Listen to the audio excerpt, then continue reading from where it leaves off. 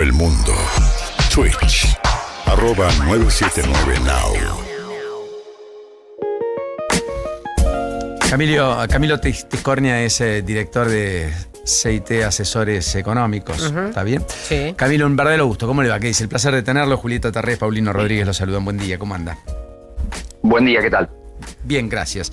Bueno, la perspectiva de inflación por debajo del 2 perforó ese piso, ¿entiende usted?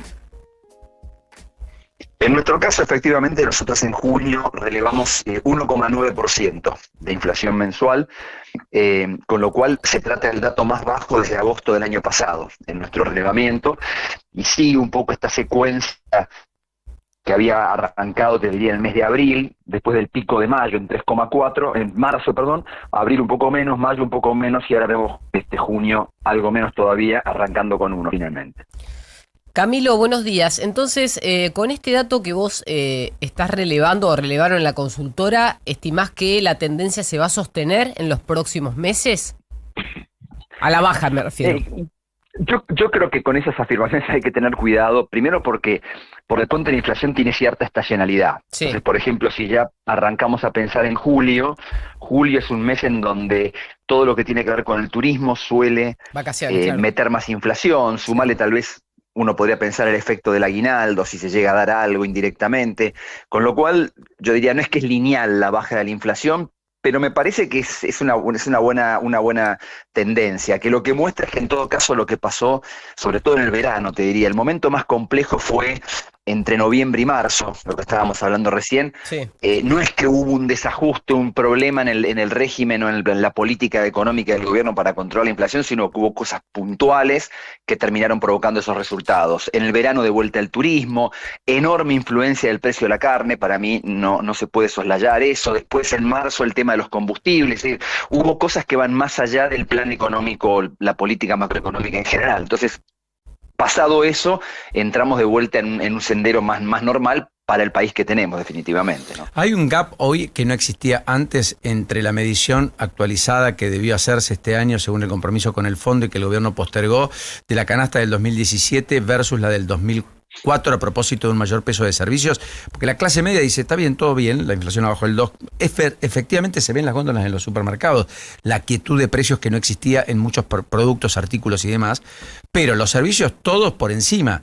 De hecho, transporte arriba del 4, de hecho, prepagas arriba del 2,5, de hecho, colegios privados hasta el 5, de hecho, incluso seguro, patente, alquileres, expensas, todo por arriba de, efectivamente, esa inflación en torno al 1,5 que estamos empezando a ver. ¿Hay algo de eso o no, Camilo? Porque hasta el primer trimestre había una diferencia muy nimia. ¿Se descalzó un poco o no? Hay, obviamente, primero, uno no puede pretender, y no es lógico, que ni todos los productos, ni siquiera que todos los rubros suban al mismo ritmo, no tendría sentido, porque justamente claro, la economía es algo dinámico y es lógico que haya cosas que suban más que otras y haya cosas que bajen, o sea, está dentro de lo normal. Ahora, en el caso puntual de la Argentina, primero, todavía tenemos toda una lucha con los famosos servicios públicos, cosas que están reguladas por el gobierno, que siguen atrasadas, aunque uno le parezca increíble, siguen atrasadas. Por ejemplo, en la parte del transporte todavía hay bastante atraso, por eso es que vemos cada tanto que el rubro de transporte público tiene un ajuste bastante por encima del promedio de la inflación, y es lo que ha pasado en general en los últimos años con los servicios, porque los servicios estaban regalados con el gobierno anterior. Entonces, cuando uno hace esa comparación, lógicamente que todo lo que es servicios regulados ha aumentado muchísimo más que el promedio de los precios. Yo creo que esto con el tiempo va a ir decayendo. De hecho, ya las diferencias que hay son menores. Si nos vamos al arranque de este gobierno, los ajustes que había en los servicios eran muchísimo más grandes que en el resto de los precios. Esto se va corrigiendo. Y después hay toda una tendencia en la Argentina por tantos años a que hay ciertos rubros que de modo directo prácticamente van indexando sus precios a la inflación pasada. Las prepagas son un caso muy emblemático de esto.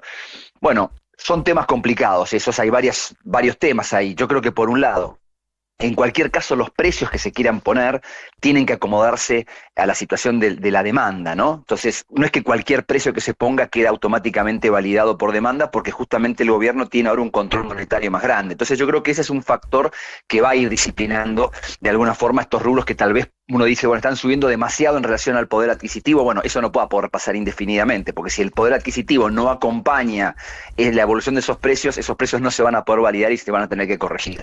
Por eso pero es un proceso lento, por eso no es tan fácil bajar la inflación, por más que la política macroeconómica se haya ordenado. Ahora, diste en el clavo cuando hablas sobre el equilibrio que tiene que encontrar el Banco Central para poder llevar a la calle la cantidad de pesos que demanda la sociedad, o en este caso el sector privado. Y de la última licitación sacamos el dato de que el rollover de la deuda en pesos fue del 82% cuando venía superando el 100%. ¿Vos crees que esos 3 billones aproximadamente de pesos que se vuelcan a la calle tienen que ver con este nuevo equilibrio que está buscando el gobierno para que la economía no se frene? El Banco Central, cualquier Banco Central en el mundo va haciendo como equilibrio entre distintas cosas, ¿no? Sí. Que habitualmente preocupan. En la Argentina el tipo de cambio es una cosa muy importante, las tasas de interés son otras y la actividad económica en general es otro. Y obviamente la inflación en el fondo de todo esto. Lo que hay que entender es que el Banco Central no puede controlar todo eso, no puede, es como un malabarista que está haciendo muchas cosas, no, en algún momento algún plato se le va a terminar cayendo. Claro. Entonces, el Banco Central va manteniendo algún tipo tratando de equilibrar esas cosas. Ahora, en lo formal en la Argentina, el tipo de cambio debería ser flotante, la tasa de interés también, y el gobierno lo que hace es controlar la evolución de la cantidad de dinero. Sí. Ese es en lo formal lo que ocurre. En la práctica, evidentemente, el Banco Central va jugando un poco con esas cosas, con cuidado, porque entiende perfectamente, y creo que esto es muy saludable, que no se puede controlar todo eso directamente. Pero ¿por qué en el caso de la decís- licitación... Perdón, sí, perdón. Camilo, ¿por qué decís Sí, que sí. el dólar debería flotar? ¿Vos crees que hoy no flota? El dólar formalmente flota porque no hay un compromiso del Banco Central por ningún valor para el tipo de cambio, Claro. pero el Banco Central evidentemente al momento de gestionar la política monetaria en un país como la Argentina, un ojo le está poniendo al tipo de cambio, sin Sí. ninguna duda. Pero no hay un compromiso explícito ni en cuanto al valor, o sea, no es que hay una fijación, como imagínate fue la convertibilidad, ni siquiera tampoco tenés lo que había antes, que era el crawling peg, que era un compromiso de que se iba a ir moviendo un determinado ritmo, o sea que en los hechos el tipo de cambio flota, lo que no quiere decir que el Banco Central no puede influir con su política monetaria. En cuanto a la licitación, el tema es que también hay que entender lo siguiente, estamos en un momento en el cual aumenta eventualmente la demanda de dinero para el pago de aguinaldo, lo mismo Claro. que pasa a fin de año, con lo cual en algún sentido tiene lógica el que quede más plata en este momento dando vueltas. Y después te sumaría que este era un vencimiento bastante grande. Vencían más o menos 16 billones de pesos cuando se venían manejando 6, 7 billones. Entonces, era mucho lo que vencía. Esto es fruto de las colocaciones que se hicieron el año pasado en medio de todo el lío financiero previo a las elecciones, con lo cual te diría que era un monto particularmente desafiante y creo que se sorteó bastante bien. Ya en el mes de julio los vencimientos bajan notablemente.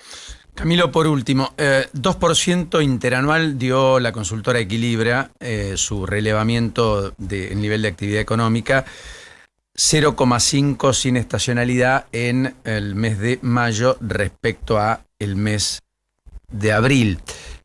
¿Números parecidos para ustedes o no tantos? Sí, el último dato que se conoció oficialmente justamente la semana pasada, fue que el PBI había caído 1,5 en abril. Acá la gente de Equilibra me decís que dicen 0,5 positivo en mayo, nosotros estamos también, tal vez un poquito más arriba.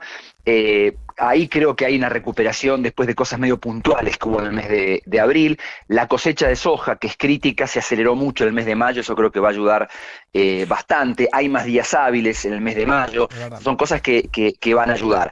La actividad económica, te diría, todavía sigue en una especie de tendencia medio indefinida, ¿no? Si uno ve lo que ha pasado en lo que va del año, hay como un serrucho, algunos sectores andan mejor, otros un poco más quietos.